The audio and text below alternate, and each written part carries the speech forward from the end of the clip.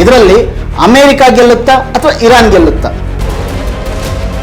ಈ ಅಮೆರಿಕದ ಅಧ್ಯಕ್ಷ ಡೊನಾಲ್ಡ್ ಟ್ರಂಪ್ ಕೂಡ ಚಿಕ್ಕ ಮಕ್ಕಳ ಮೇಲೆ ಲೈಂಗಿಕ ದೌರ್ಜನ್ಯ ನಡೆಸಿದ್ದನ್ನ ಎಪ್ಸ್ಟೈನ್ ಫೈಲ್ಸ್ ಹೇಳ್ತಾ ಇದ್ದಾವೆ. ಬಚಾವಾಗೋದಕ್ಕೆ ಇಸ್ರೇಲ್ ಜೊತೆಗೆ ಸೇರಿ ಈ ಟ್ರಂಪ್ ಮಾಡಿರುವಂತ ಮಸಲತ್ತು ಇರಾನ್ ಯುದ್ಧ ಅಂತ. ನಮ್ಮದೇ ದೇಶದ ಮೋದಿ ಸರ್ಕಾರ ತಾಲಿಬಾನ್ಗೆ ಸಂಪೂರ್ಣ ಬೆಂಬಲ ನೀಡಿ ಹಣಕಾಸಿನ ನೆರವನ್ನು ಕೊಡ್ತಾ ಇದೆ. ತಮ್ಮ ಕೈಗೊಂಬೆಗಳ ರೀತಿ ಕೆಲಸ ಮಾಡೋರು ಮಾತ್ರ ಅಧಿಕಾರದಲ್ಲಿರಬೇಕು. ಇಲ್ಲದೆ ಹೋದ್ರೆ by hook R by crook ನಾವು ಅವರನ್ನ ಕೆಳಗಿಳಿಸ್ತೀವಿ, ನಮ್ಮ ಗುಲಾಮರನ್ನ ಅಲ್ಲಿ ಅಧಿಕಾರದಲ್ಲಿ ಇರಿಸ್ತೀವಿ. ಕ್ರಿಮಿನಲ್ಗಳಾಗಿ ಕಾಣಿಸ್ತಾ ಇರೋದು ಅಮೆರಿಕ ಮತ್ತೆ ಇಸ್ರೇಲ್. ಇವೆರಡೂ ಕೂಡ ಆಕ್ರಮಣವನ್ನೇ ದಂಧೆಯಾಗಿ ಮಾಡಿಕೊಂಡಿರ್ತಕ್ಕಂತಹ ದೇಶಗಳು. ಆದರೆ ಯಾವಾಗ ಹೊರಗಿನ ದೇಶದವರು ದಾಳಿ ಮಾಡ್ತಾರೋ ಆಗ ಇಡೀ ದೇಶ ಒಂದಾಗಿ ನಿಲ್ಲುತ್ತೆ. ಭಾರತದ ಬಾಗಿಲು ಅಂತ ಇಟ್ಕೊಳ್ಳಿ, ಅಲ್ಲಿ ದಾಳಿ ನಡೆಯುತ್ತೆ, ಅಮೆರಿಕ ದಾಳಿ ನಡೆಸುತ್ತೆ.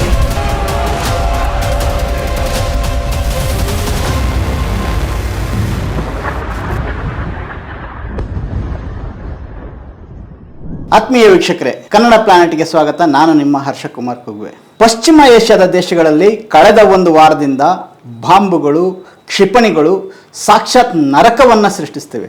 ಒಂದು ಕಡೆ ಅಮೆರಿಕ ಮತ್ತು ಇಸ್ರೇಲ್ಗಳು ಕಳಿಸುವಂತಹ ಮಿಸೈಲ್ ಡ್ರೋನ್ಗಳು ಇರಾನ್ನಲ್ಲಿ, ಲೆಬನಾನ್ನಲ್ಲಿ ಸಾವಿರಾರು ಜನರನ್ನ ಬಲಿ ತೆಗೆದುಕೊಂಡಿದ್ರೆ, ಈ ಕಡೆ ಇರಾನ್ ಮಿಲಿಟರಿ ಮತ್ತು ಹಿಜ್ಬುಲ್ಲಾ ಪಡೆಗಳ ಕಡೆಯಿಂದ ಹೋದಂತಹ ಕ್ಷಿಪಣಿಗಳು ಇಸ್ರೇಲ್ನಲ್ಲಿ, ಬಹ್ರೇನ್, ಕುವೈತ್, ದುಬೈ, ಕತಾರ್ ಈ ಎಲ್ಲ ಕಡೆ ಸಾಕಷ್ಟು ಕಷ್ಟ ನಷ್ಟ ಉಂಟು ಮಾಡ್ತಾ ಇರೋದ್ರ ಜೊತೆಗೆ ಇಡೀ ಜಗತ್ತು ಇದೇನು ಮೂರನೇ ಮಹಾಯುದ್ಧವೇ ಶುರುವಾಗಿಬಿಡುತ್ತಾ ಅನ್ನೋ ಒಂದು ಆತಂಕದಲ್ಲಿ ನೋಡ್ತಾ ಇದೆ. ಅಮೆರಿಕ ತಾನು ಮಾಡ್ತಾ ಇರೋದನ್ನ ಆಪರೇಷನ್ ಎಪಿಕ್ ಫ್ಯೂರಿ ಅಂತಿದ್ರೆ, ಇಸ್ರೇಲ್ ರೋರಿಂಗ್ ಲಯನ್ ಅಂತ ಕರೆದ್ರೆ, ಇರಾನು ತಾನು ಮಾಡ್ತಿರೋ ಈ ದಾಳಿ ಆಪರೇಷನ್ ಟ್ರೂ ಪ್ರಾಮಿಸ್ ಅಂತ ಹೇಳಿ ಕರ್ಕೊಂಡಿದೆ. ನಮಗೆ ಈ ಮಾಧ್ಯಮಗಳ ಮೂಲಕ ಅಥವಾ ಸೋಷಿಯಲ್ ಮೀಡಿಯಾದ ಮೂಲಕ ಎರಡೂ ಕಡೆಯವರು ಹಾರಿಸ್ತಕ್ಕಂತಹ ಆ ಮಿಸೈಲ್ಗಳು, ವಾರ್ಕ್ರಾಫ್ಟ್ ಯುದ್ಧ ವಿಮಾನಗಳು, ಬಾಂಬರ್ಗಳು, ಡ್ರೋನ್ಗಳನ್ನು ಮಾತ್ರ ಆಕಾಶದಲ್ಲಿ ಮಾತ್ರ ನೋಡ್ತೀವಿ. ಆದರೆ ಅವು ನೆಲಕ್ಕೆ ಬಿದ್ದಾಗ ಆಗ್ತಾ ಇರೋ ನಷ್ಟಗಳು, ಮನುಷ್ಯರ ನರಳಾಟಗಳು ನಮಗೆ ಕಾಣಲ್ಲ. ಯುದ್ಧ ಅಂದರೆ ಒಂದು ರೀತಿ ವಿಡಿಯೋ ಗೇಮ್ ಆಗಿಬಿಟ್ಟಿದೆ. ಅಲ್ಲಿ ಎಲ್ಲ ದೇಶಗಳ ಜನಸಾಮಾನ್ಯರು ಹೇಗೆ ಸಾಯ್ತಾರೆ, ಹೇಗೆ ಸಂಕಟ ಅನುಭವಿಸ್ತಾರೆ ಅನ್ನೋ ದೃಶ್ಯ ನಮಗೆಲ್ಲೂ ಕಾಣೋದೇ ಇಲ್ಲ. ಈ ಮೀಡಿಯಾಗಳ ಕ್ಯಾಮ್ರಾಗಳು ಯಾವಾಗಲೂ ಆಕಾಶದ ಕಡೆ ನೋಡ್ತಾ ಇರ್ತವೆ, ವಿನಃ ನೆಲದ ಮೇಲಲ್ಲ. ಆದರೆ ಇವತ್ತು ಟೆಹರಾನ್ನಲ್ಲಿ, ಲೆಬನಾನಿನ ಬೆರೂತ್ನಲ್ಲಿ, ಹಾಗೇನೆ ಇಸ್ರೇಲಿನ ರಾಜಧಾನಿ ಟೆಲ್ ಅವೀವ್ನಲ್ಲಿ ಈ ಯುದ್ಧದಿಂದ ಆಗ್ತಿರೋ ಪರಿಣಾಮ ನೋಡಿದಾಗ ಮನುಷ್ಯ ಕುಲದ ಬಗ್ಗೆನೇ ಜಿಗುಪ್ಸೆ ಬರುತ್ತೆ. 20ನೇ ಶತಮಾನದ ದೊಡ್ಡ ವಿಜ್ಞಾನಿ ಐನ್ಸ್ಟೈನ್ ಹೇಳಿದ ಮಾತು ನೆನಪಾಗುತ್ತೆ. ಈ ಜಗತ್ತಲ್ಲಿ ಎರಡು ವಿಷಯಗಳಿಗೆ ಕೊನೆ ಅನ್ನೋದೇ ಇಲ್ಲ. ಒಂದು ಈ ವಿಶಾಲವಾದ ಬ್ರಹ್ಮಾಂಡ, ಎರಡನೇದು ಮನುಷ್ಯನ ಮೂರ್ಖತನ. ಇದರಲ್ಲಿ ಮೊದಲನೇದ್ರ ಬಗ್ಗೆ ಸ್ವಲ್ಪ ಡೌಟ್ ಇಟ್ಕೋಬಹುದೇನೋ, ಆದರೆ ಎರಡನೇದು ಅಂದ್ರೆ ಹ್ಯೂಮನ್ ಸ್ಟುಪಿಡಿಟಿ ಮಾತ್ರ ನನಗೆ 100ಕ್ಕೆ 100 ಗ್ಯಾರಂಟಿ ಇದೆ ಅಂತ ಹೇಳಿ ಅವ್ರು ಹೇಳಿದ್ರು. ಅಂದ್ರೆ ಈ ಮನುಷ್ಯನ ಮೂರ್ಖತನ, ಮುಟ್ಟಾಳತನಕ್ಕೆ ಕೊನೆನೇ ಇಲ್ಲ ಅಂತ ಹೇಳಿ. ಕಳೆದ ಒಂದು ವರ್ಷದಲ್ಲಿ ಪ್ಯಾಲೆಸ್ತೀನಿಯರ ಗಾಜಾದಲ್ಲಿ ಇಸ್ರೇಲ್ ಮಾಡಿದಂತಹ ಕ್ಷಿಪಣಿ ದಾಳಿಗಳಿಂದ ಪ್ರಾಣ ಕಳೆದುಕೊಂಡ 75,000 ಜನ, ಕಳೆದ ವರ್ಷ 12 ದಿನದ ಯುದ್ಧದಲ್ಲಿ ನಡೆದಂತಹ ದಾಳಿಗಳು, ಈಗ ಮತ್ತೊಂದು ಜಾಗತಿಕ ಮಟ್ಟದ ಯುದ್ಧಕ್ಕೆ ಇಡೀ ಪ್ರಪಂಚ ಹಾತೊರೆಯೋದು ನೋಡ್ತಾ ಇದ್ರೆ ಐನ್ಸ್ಟೈನ್ ಹೇಳಿದ ಮಾತು ನಿಜ ಅನ್ಸುತ್ತೆ.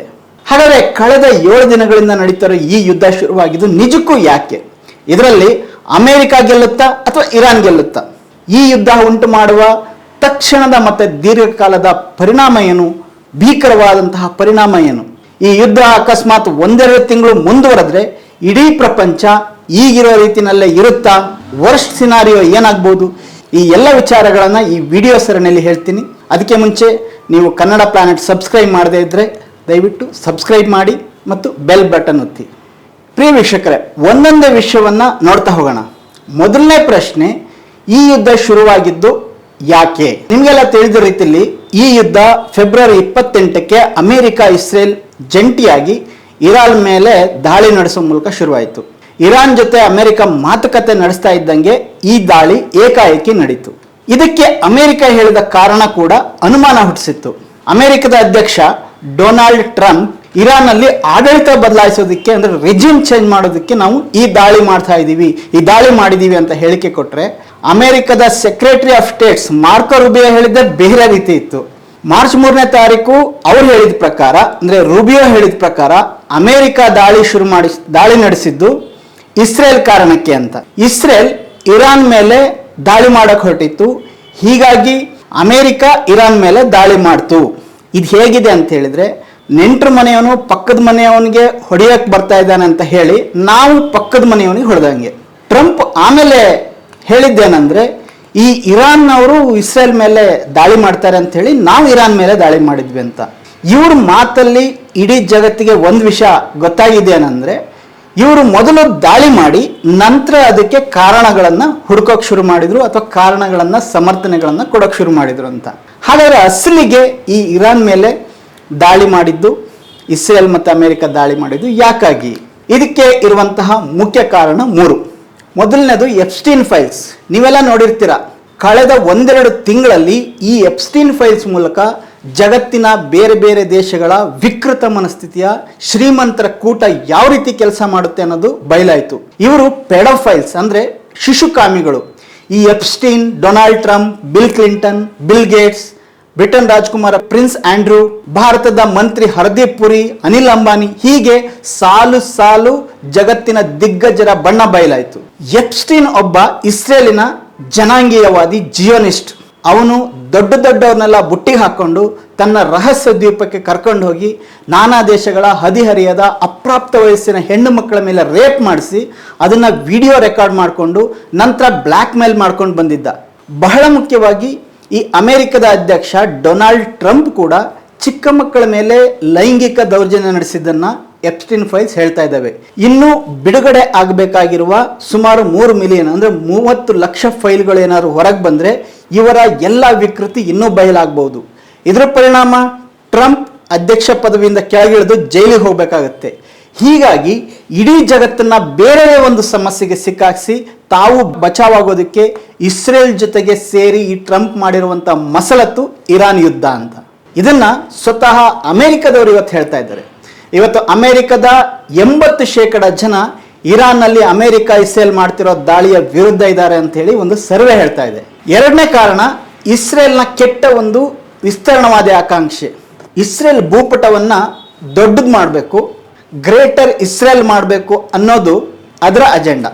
ಗಾಜಾವನ್ನ ಸಂಪೂರ್ಣ ಆಕ್ರಮಿಸಿಕೊಂಡು ಪಕ್ಕದ ಲೆಬನಾನ್ಗೂ ಕೂಡ ತನ್ನ ಹಿಡಿತ ಸಾಧಿಸಬೇಕು ಅನ್ನೋದು ಇಸ್ರೇಲ್ನ ಇರಾದೆ. ಇದಕ್ಕೆಲ್ಲ ಅಡ್ಡಿಯಾಗಿರೋ ಒಂದೇ ದೇಶ, ಅದು ಇರಾನ್.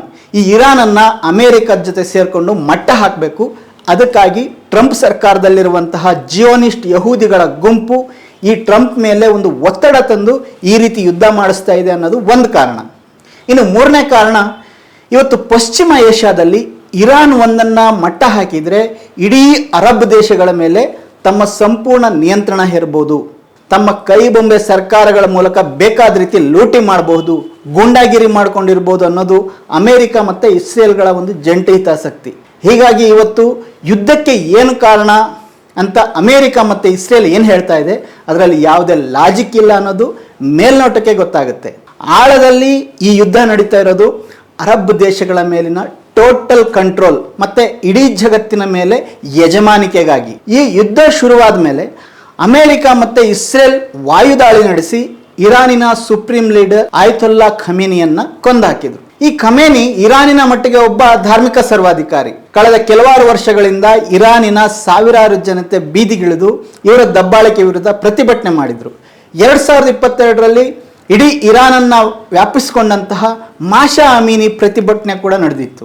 ಸೊ ನಾವು ಇಲ್ಲಿ ನೋಡಬೇಕಾದ ಒಂದು ವಿಷಯ ಅಂದರೆ, ಇರಾನಿನ ಜನರಿಗೆ ಇಷ್ಟ ಇಲ್ಲದೆ ಇದ್ರೆ ಅವನನ್ನ ಇರಾನಿ ಜನರೇ ಒಂದಿನ ಒಂದು ದೊಡ್ಡ ಕ್ರಾಂತಿ ಮಾಡಿ ಕೆಳಗಿಳಿಸ್ತಾ ಇದ್ರು. ಈ ಹಿಂದೆ 2011ರಲ್ಲಿ ನಡೆದಂತಹ ಅರಬ್ ದಂಗೆ ಅಥವಾ ಅರಬ್ ಸ್ಪ್ರಿಂಗ್ ಅಂತ ಏನು ಹೇಳ್ತೀವಿ, ಆವಾಗ ಇದನ್ನು ನಾವು ನೋಡಿದ್ದೀವಿ. ಆದರೆ ಒಂದು ದೇಶದ ಆಂತರಿಕ ವಿಷಯದಲ್ಲಿ ತಲೆ ಹಾಕುವಂಥ ಹಕ್ಕು ಅಮೆರಿಕಕ್ಕಾಗಲಿ ಅಥವಾ ಇಸ್ರೇಲಿಗಾಗಲಿ ಇರ್ಲಿಕ್ಕೆ ಸಾಧ್ಯವಿಲ್ಲ. ಅದನ್ನು ನಾವು ಯಾರು ಕೂಡ ಒಪ್ಪಲಿಕ್ಕೂ ಸಾಧ್ಯ ಇಲ್ಲ.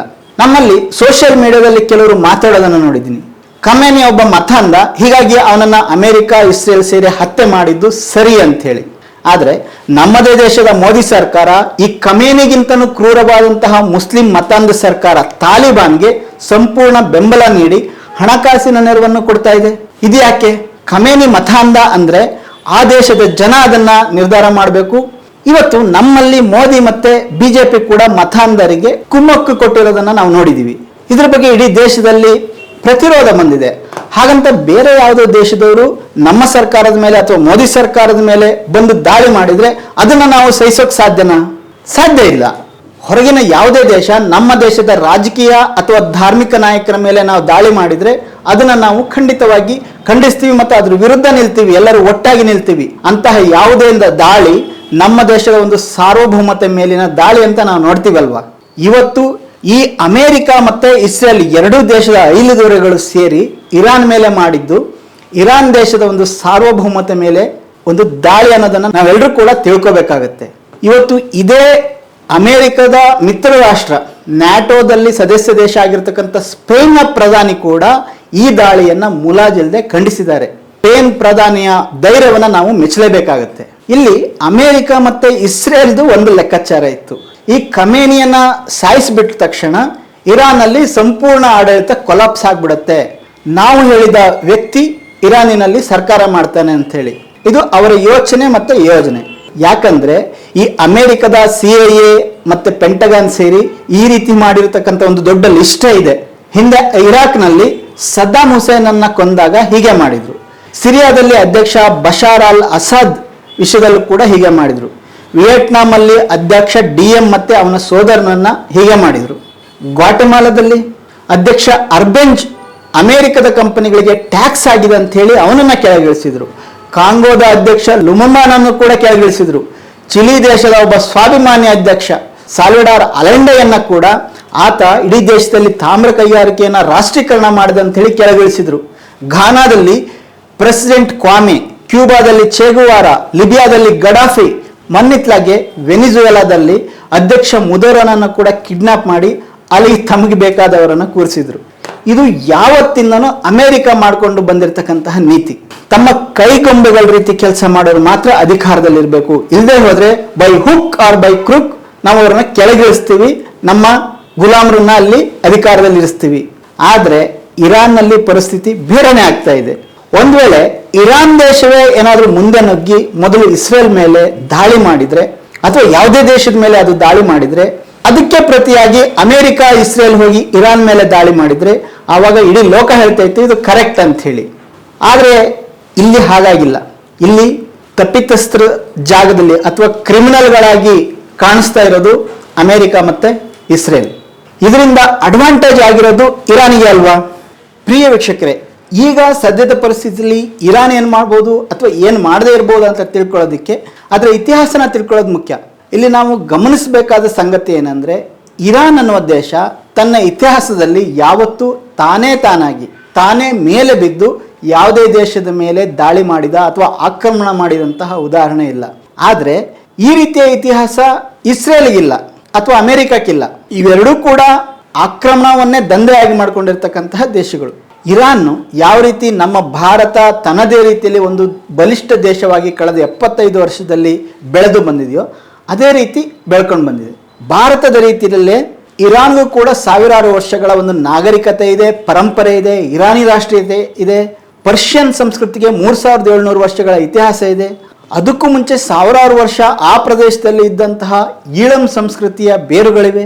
8,000 ವರ್ಷ ಹಿಂದೆ ಹೋದರೆ ಭಾರತದಲ್ಲಿ ಒಂದು ದ್ರಾವಿಡ ಸಂಸ್ಕೃತಿ, ಒಂದು ಹರಪ್ಪನ್ ನಾಗರಿಕತೆ ಹುಟ್ಟೋದಿಕ್ಕೆ ಇರಾನಿಂದ ಬಂದಿದ್ದಂತಹ ಒಂದು ಬುಡಕಟ್ಟು ಸಮುದಾಯ ಕೂಡ ಕಾರಣ ಆಗಿತ್ತು. ಭಾರತಕ್ಕೆ ಬಂದಿದ್ದ ಆರ್ಯರು ಅಥವಾ ಇಂಡೋ ಆರ್ಯನ್ಸ್ ಮತ್ತೆ ಇರಾನಿಗೆ ಹೋಗಿದ್ದ ಜೊರಾಸ್ಟ್ರಿಯನ್ಸ್ ಅಥವಾ ಇಂಡೋ ಇರಾನಿಯನ್ಸ್ ದಾಯಾದಿಗಳಾಗಿದ್ದರು. ಅವರು ದಾಯಾದಿಗಳಾಗಿ ಅಫ್ಘಾನಿಸ್ತಾನದಲ್ಲಿ ಹಿಂದೆ ಬದುಕಿದ್ದವರು. ಇದೆಲ್ಲ ಹಳೆ ಇತಿಹಾಸ. ಇಲ್ಲಿ ನಾನು ಹೇಳಲಿಕ್ಕೆ ಬಂದ ವಿಷಯ ಏನಂತ ಹೇಳಿದ್ರೆ, ಭಾರತದ ರೀತಿಯಲ್ಲೇ ಇರಾನ್ ಕೂಡ ಒಂದು ಬಹುಸಂಸ್ಕೃತಿಯ ನಾಡು, ಒಂದು ಬಹುಸಂಸ್ಕೃತಿಗಳ ದೇಶ ಅನ್ನೋದು. ಕಳೆದ ಒಂದು 50-60 ವರ್ಷಗಳನ್ನು ನೋಡಿದ್ರು ಕೂಡ ಇರಾನ್ನಲ್ಲಿ ಬಹಳಷ್ಟು ಬದಲಾವಣೆಗಳನ್ನು ನಾವು ಕಾಣ್ಬೋದು. 1951ರಲ್ಲಿ ಇರಾನಿನ ಜನರೇ ಡೆಮೊಕ್ರಾಟಿಕ್ ಆಗಿ ಆರಿಸಿದಂತಹ ಮೊಹಮ್ಮದ್ ಮೊಸಾದೆಕ್ ಅವರನ್ನ ಇದೇ ಅಮೆರಿಕ ಮತ್ತೆ ಬ್ರಿಟನ್ ಸೇರಿ ಮೋಸದಿಂದ ಕೆಳಗಿಳಿಸ್ತಾರೆ. ಯಾಕೆ ಅಂದ್ರೆ ಇರಾನ್ ದೇಶದ ಆಯಿಲ್ ಇಂಡಸ್ಟ್ರಿಯನ್ನ ಅವರು ರಾಷ್ಟ್ರೀಕರಣ ಮಾಡಿ ತಮ್ಮ ದೇಶವನ್ನ ಬೆಳೆಸಬೇಕು ಅಂತ ಹೊರಡ್ತಾರೆ. ಅವರು ಪ್ರಗತಿಪರ ನೀತಿಗಳನ್ನು ಜಾರಿ ಮಾಡಲಿಕ್ಕೆ ಹೊರಟಿರ್ತಾರೆ. ಹೊರದೇಶದ ಕಂಪನಿಗಳ ಲೂಟಿನ ತಡಿಬೇಕು ಅಂತ ಅವ್ರು ಹೊರಟಿದ್ದು ಈ ಒಂದು ದೊಡ್ಡ ಶಕ್ತಿಗಳಿಗೆ ಸರಿ ಕಾಣಿಸೋದಿಲ್ಲ. ಹಾಗಾಗಿ ಆಪರೇಷನ್ ಬೂಟ್ ಮತ್ತೆ ಆಪರೇಷನ್ ಅಜೆಕ್ಸ್ ಅಂತ ನಡೆಸಿ ಅಮೆರಿಕದ CIA ಮತ್ತೆ ಬ್ರಿಟನ್ನ M16 ಎರಡೂ ಸೇರಿ ಚಿತಾವಣೆ ನಡೆಸ್ತವೆ. ಮೊಸಾದ್ನ ಕೆಳಗಿಳಿಸಿ ಬಂಧನದಲ್ಲಿಟ್ಟು ನಂತರ ತಮ್ಮ ಮಾತು ಕೇಳುವಂತಹ ಶಾ ಮನೆತನದವರನ್ನ ಅಧಿಕಾರಕ್ಕೆ ತರ್ತವೆ. ಅವತ್ತಿನಿಂದನೇ ಇರಾನಿನ ಜನರು ಅಮೆರಿಕವನ್ನ ಮತ್ತೆ ಬ್ರಿಟನನ್ನ ದ್ವೇಷ ಮಾಡೋದಕ್ಕೆ ಶುರು ಮಾಡಿದ್ರು. ಪರಿಣಾಮವಾಗಿ ಮುಂದೆ 10-15 ವರ್ಷಗಳಲ್ಲಿ ವ್ಯಾಪಕವಾದಂತಹ ಒಂದು ವಿರೋಧ ಶುರುವಾಗುತ್ತೆ. ಅದು ಮುಂದೆ 1979ರಲ್ಲಿ ಒಂದು ಇರಾನಿ ಕ್ರಾಂತಿಗೆ ಕಾರಣ ಆಗುತ್ತೆ. ಆ ಆಂದೋಲನಕ್ಕೆ ಬೆಂಬಲ ಕೊಟ್ಟಿದ್ದಂತಹ ಖೊಮೇನಿ ಮತ್ತೆ ಖಮೇನಿ ನಂತರದಲ್ಲಿ ಇರಾನಿನ ಸುಪ್ರೀಂ ಧಾರ್ಮಿಕ ನಾಯಕರಾಗ್ತಾರೆ. ಇದು ಹೀಗೆ ಇರ್ತಾ ಅಂತ ಗೊತ್ತಿಲ್ಲ. ಯಾವುದೇ ದೇಶದಲ್ಲಿ ಜನಸಾಮಾನ್ಯರು ತೀರ್ಮಾನ ಮಾಡಿದ್ರೆ ಕ್ರಾಂತಿಯನ್ನೇ ಮಾಡ್ಬೋದು.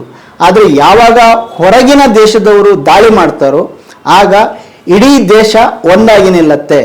ಈಗ ಇರಾನ್ನಲ್ಲಿ ಆಗಿರೋದು ಅದೇ. ಇಷ್ಟು ದಿನ ಈ ಖಮೇನಿಗಳನ್ನ ಇಷ್ಟಪಡದೇ ಇದ್ದಂತಹ ಇರಾನಿ ಜನ ಕೂಡ ಇವತ್ತು ಇಸ್ರೇಲ್ ಮತ್ತೆ ಅಮೆರಿಕದ ವಿರುದ್ಧ ನಿಂತು ತಮ್ಮ ದೇಶದ ಸಾರ್ವಭೌಮತೆ ಪರವಾಗಿ ಮಾತಾಡ್ತಾ ಇದ್ದಾರೆ. ಈಗ ನಡೀತಿರ್ತಕ್ಕಂಥ ಈ ಇರಾನ್ ಮತ್ತೆ ಇಸ್ರೇಲ್ ಯುದ್ಧ ಅತಿ ಹೆಚ್ಚು ಲಾಭವನ್ನ ಮಾಡೋದು ಇರಾನಿನ ಹಾಲಿ ಸರ್ಕಾರಕ್ಕೆ ಮತ್ತೆ ಸೈನ್ಯಕ್ಕೆ. ಪ್ರಿಯ ವೀಕ್ಷಕರೇ, ನೀವು ಒಂದು ವಿಷಯ ಗಮನಿಸಿರ್ಬೋದು. ಬಹುಶಃ ಅಮೆರಿಕ ಮತ್ತೆ ಇಸ್ರೇಲ್ ಎಕ್ಸ್ಪೆಕ್ಟ್ ಮಾಡದೇ ಇರೋ ರೀತಿಯಲ್ಲಿ ಇವತ್ತು ಇರಾನ್ ಅವುಗಳಿಗೆ ಒಂದು ಪ್ರತಿರೋಧವನ್ನು ಒಡ್ತಾ ಇದೆ. ಇರಾನ್ ಕಳೆದ ಒಂದು ವಾರದಲ್ಲಿ ಗಲ್ಫ್ ದೇಶಗಳಲ್ಲಿ ಅಥವಾ GCC ಅಂದರೆ ಗಲ್ಫ್ ಕೋಆಪರೇಷನ್ ಕೌನ್ಸಿಲ್ ಈ ದೇಶಗಳಲ್ಲಿ ಎಲ್ಲೆಲ್ಲಿ ಅಮೆರಿಕದ ವಾಯುನೆಲೆ ಮತ್ತು ಸೇನಾ ನೆಲೆಗಳಿದ್ದಾವೆ, ಎಲ್ಲೆಲ್ಲಿ ಅದರ ತೈಲ ಕಂಪನಿಗಳಿದ್ದಾವೆ ಅಲ್ಲೆಲ್ಲ ಹುಡುಕಿ ಕ್ಷಿಪಣಿ ಮತ್ತು ಡ್ರೋನ್ ಮೂಲಕ ದಾಳಿ ನಡೆಸ್ತಾ ಇದೆ. ಇರಾನ್ನ ರಾಜಧಾನಿ ಟೆಹರಾನ್ನಲ್ಲಿ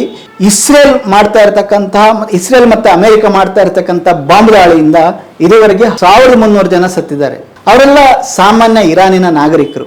ಎಲ್ಲಕ್ಕಿಂತ ಹೃದಯ ವಿದ್ರಾವಕ ಘಟನೆ ಅಂತ ಹೇಳಿದ್ರೆ ಮಿನಾಬ್ ಪ್ರಾಂತ್ಯದಲ್ಲಿ ಒಂದು ಪ್ರೈಮರಿ ಶಾಲೆ ಮೇಲೆ ದಾಳಿ ಮಾಡಿದ್ದು. ಅಲ್ಲಿ ಪಾಠ ಕೇಳ್ತಾ ಇದ್ದ, ಆಟ ಆಡ್ಕೊಂಡಿದ್ದಂಥ 167 ಹೆಣ್ಣು ಮಕ್ಕಳನ್ನ ಅಮೆರಿಕ ಮತ್ತೆ ಇಸ್ರೇಲ್ನ ಬಾಂಬ್ಗಳು ಕೊಂದು ಹಾಕಿದ್ವು. ಮತ್ತು ಅದು ಡಬಲ್ ಟ್ಯಾಪ್ ದಾಳಿ ಮಾಡಿ. ಡಬಲ್ ಟ್ಯಾಪ್ ದಾಳಿ ಅಂದ್ರೆ ಒಂದು ಸರಿ ದಾಳಿ ಆದ ಒಂದು ಸ್ವಲ್ಪ ಹೊತ್ತು ಬಿಟ್ಟು ಮತ್ತೆ ಅಲ್ಲೇ ದಾಳಿ ಮಾಡಿದಾಗ ಹೆಚ್ಚು ಜನ ಸಾಯ್ತಾರೆ. ಇಲ್ಲಿ ಮಾಡಿದ್ದು ಅದನ್ನೇ. ಗಾಜಾದಲ್ಲಿ ಈ ರೀತಿ ಸಾವಿರ ಮಕ್ಕಳನ್ನ ಸಾಯಿಸಿರ್ತಕ್ಕಂಥ ಇಸ್ರೇಲ್ಗೆ ಇದು ಮಾಮೂಲು ಇರಬಹುದು, ಆದ್ರೆ ಆ ಮಕ್ಕಳ ತಂದೆ ತಾಯಿಗಳಿಗೆ ಏನಾಗಿರ್ಬೋದು ಯೋಚಿಸಿ. ಇನ್ನೊಂದು ತುಂಬಾ ಹೃದಯ ವಿದ್ರಾವಕ ಘಟನೆ ನಡೀತು.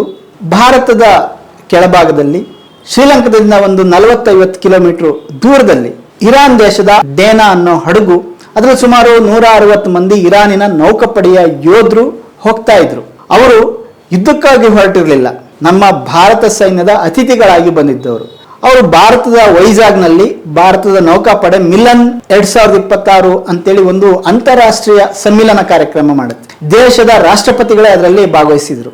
ಅದರಲ್ಲಿ ಭಾರತದ ಆಹ್ವಾನದ ಮೇರೆಗೆ ಈ ಇರಾನಿನ ನೌಕಾಪಡೆ ಯೋಧರು ಕೂಡ ಬಂದಿದ್ರು. ಅದನ್ನು ಮುಗಿಸ್ಕೊಂಡು ಅವರು ಹೋಗ್ತಾ ಇದ್ದಂಥ ಸಂದರ್ಭದಲ್ಲಿ ಸಮುದ್ರದಲ್ಲಿ ಭಾರತದ ಬಾಗಿಲ ಅಂತ ಇಟ್ಕೊಳ್ಳಿ, ಅಲ್ಲಿ ದಾಳಿ ನಡೆಯುತ್ತೆ. ಅಮೆರಿಕ ದಾಳಿ ನಡೆಸುತ್ತೆ. ಇಡೀ ಹಡಗು ಮುಳುಗೋಯ್ತು. ಸೈರನ್ ಕೇಳಿ ಸಹಾಯಕ್ಕೆ ಬಂದ ಒಂದು ಶ್ರೀಲಂಕಾದ ಪಡೆಗೆ 30 ಜನರನ್ನ ಮಾತ್ರ ಉಳಿಸೋದಕ್ಕೆ ಸಾಧ್ಯ ಆಗುತ್ತೆ. ಉಳಿದವರೆಲ್ಲ ಮುಳುಗಿ ಪ್ರಾಣ ಕಳ್ಕೊಂಡ್ರು. ನಮ್ಮ ಪ್ರಧಾನಮಂತ್ರಿಗೆ ಈ ಘಟನೆಯನ್ನ ಖಂಡಿಸಿ ಕನಿಷ್ಠ ಒಂದು ಹೇಳಿಕೆ ಕೊಡುವಷ್ಟು ಕೂಡ ಒಂದು ಬದ್ಧತೆ ಇಲ್ಲದೆ ಹೋಯ್ತು ಅನ್ನೋದು ಬೇಸರದ ವಿಷಯ. ಇನ್ನು ಇಸ್ರೇಲ್ನಲ್ಲೂ ಕೂಡ ಪರಿಸ್ಥಿತಿ ಹೀಗೆ ಇದೆ.